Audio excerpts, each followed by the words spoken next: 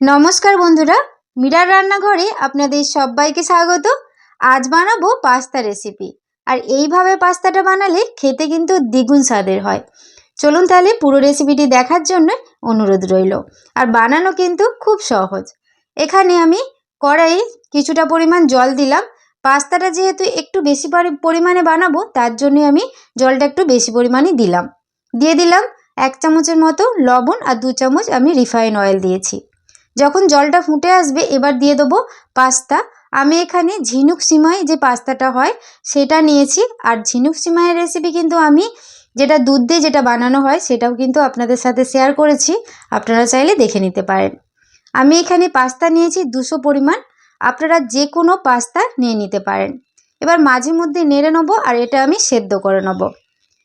5 থেকে 7 মিনিটের মতো এটা আমি ফুটিয়ে নিচ্ছি।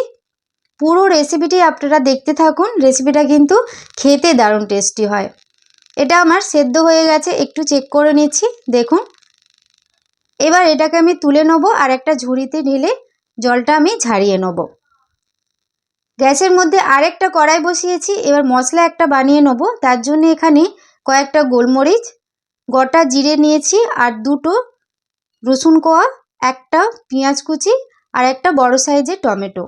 ঝালের জন্য নিয়েছি একটা শুকনো লঙ্কা আর 2টো কাঁচা লঙ্কা। 1 চামচের মতো এর মধ্যে তেল দিয়ে দেবো। দিয়ে কয়েকবার হালকা করে আমি নেড়ে নিচ্ছি। আপনারা পরিমাণ যদি বেশি নেন তাহলে মশলার পরিমাণটা বাড়িয়ে রাখবেন। আর ঝালের পরিমাণ যদি আপনারা ঝাল বেশি খেতে চান তাহলে ঝালের পরিমাণটাও একটু বাড়িয়ে রাখবেন। হালকা করে নেড়ে নেওয়ার পর এটা আমি তুলে নেব আর তুলে জল দিয়ে ভালো করে একটা পেস্ট বানিয়ে নেব। এবার ওই একই কড়াইয়ের মধ্যেই দিয়ে দেবো কিছুটা তেল। তেলটা আমি গরম হতে দেবো। এবার কয়েকটা সবজি আমি কেটে নিয়েছিলাম সেটা আমি ওর মধ্যে একসাথেই আমি দিয়ে দিচ্ছি। এখানে নিয়েছি ক্যাপসিকাম কুচি, গাজর কুচি আর পেঁয়াজ কুচি, আর বাঁধাকপি কুচিটা একটু পরে দিচ্ছি। হালকা করে মিডিয়াম আঁচে এটা আমি নেড়ে নেব। আমার চ্যানেলে আপনি যদি নতুন হয়ে থাকেন প্লিজ আমার চ্যানেলটি সাবস্ক্রাইব করবেন আর পাশে থাকা বেল আইকনটা পুশ করে দেবেন আমার নতুন ভিডিও পাওয়ার জন্যে। এবার দিয়ে দিচ্ছি স্বাদ মতো লবণ। লবণটা দিয়ে আবারও কয়েকবার নেড়ে নিচ্ছি। আপনারা এর মধ্যে পছন্দ মতো সবজিটা ব্যবহার করবেন। কয়েকবার নেড়ে নেওয়ার পর দিয়ে দিলাম বাঁধাকপি কুচি। বাঁধাকপি কুচিটা দিয়ে আবারও কয়েকবার নেড়ে নিতে হবে। সবজিটা কিন্তু বেশি ভাজা ভাজা করলে হবে না, হালকা করে নেড়ে নেব। আর সবজি যেন একটু ক্রাঞ্চি থাকে তবে কিন্তু রেসিপিটা খেতে ভালো লাগবে। কয়েকবার নেড়ে নেওয়ার পর এটা আমি তুলে আরেকটা পাত্রে আমি নিয়ে নিচ্ছি। গ্যাসের মধ্যে আরেকটা কড়াই বসিয়েছি। দিয়ে দেবো 2 চামচ বাটার। বাটারটা যখন গলে যাবে এর মধ্যে দিয়ে দিচ্ছি রসুন কুচি, 1/2 চামচের মতো দিলাম।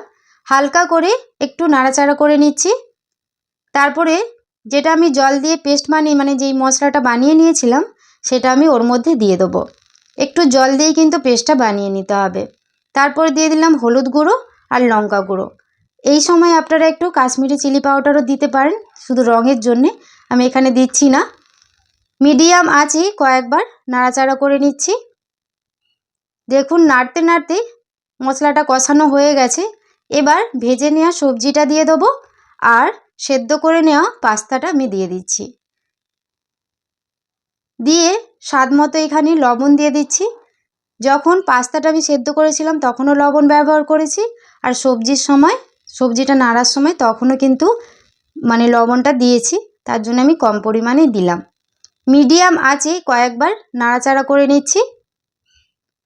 ফেসবুক পেজ থেকে যদি আপনারা দেখে থাকেন প্লিজ আমার ফেসবুক পেজটা ফলো করে পাশে থাকবেন। কয়েকবার এখানে নাড়াচাড়া করে নেওয়ার পর এবার এর মধ্যে দিয়ে দেবো কিছুটা কেটে নেওয়া চিজ। আমি ছোট ছোট করে কেটে নিয়েছি, আপনারা গ্রেট করেও নিতে পারেন। কিছুটা চিজ দিয়ে দেওয়ার পর আর এর মধ্যে আমি অল্প একটু বাটার দিচ্ছি মাঝ বরাবর। দিয়ে গ্যাসের ফ্লেম একদমই লো থাকবে, 2 মিনিটের মতো চাপা দিয়ে রাখবো। আর চিজের পরিমাণটা আপনারা বাড়িয়ে নিতে পারেন। 2 মিনিট পর চাপা খুলে দিয়েছি। দেখুন চিজটা সুন্দরভাবে গলে গেছে। এবার হালকা করে এভাবে একটু নাড়াচাড়া করে নিচ্ছি।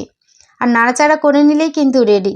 আর আপনারা যদি আর একটু মশলা খেতে চান তাহলে এর মধ্যে একটু ম্যাগি মশলাও দিতে পারেন, তাহলেও কিন্তু পাস্তাটা খেতে দারুণ লাগবে। ভালো করে নাড়াচাড়া করে নেওয়ার পর এবার গ্যাসের ফ্লেমটা আমি অফ করে দেবো। এটা আমার হয়ে গেছে, নামিয়ে আপনাদের দিকে দেখাচ্ছি। এবার একটা প্লেটের মধ্যে নিয়ে নিচ্ছি। তৈরি হয়ে গেল দারুণ স্বাদের পাস্তা রেসিপি। এইভাবে পাস্তাটা বানাবেন, খেতে কিন্তু দারুণ টেস্টি হয়। যে কোনো আপনারা পাস্তা কিন্তু বললাম যে নিতে পারেন, আর চিজের পরিমাণটা একটু বাড়িয়ে রাখবেন, আরও খেতে ভালো লাগবে। সবটা আমি ওই প্লেটের মধ্যেই নিয়ে নিচ্ছি। আজকের এই রেসিপিটি আপনাদের কেমন লাগলো অবশ্যই কমেন্ট করে জানাবেন। রেসিপিটি ভালো লেগে থাকলে প্লিজ একটি লাইক, কমেন্ট, শেয়ার করে দেবেন।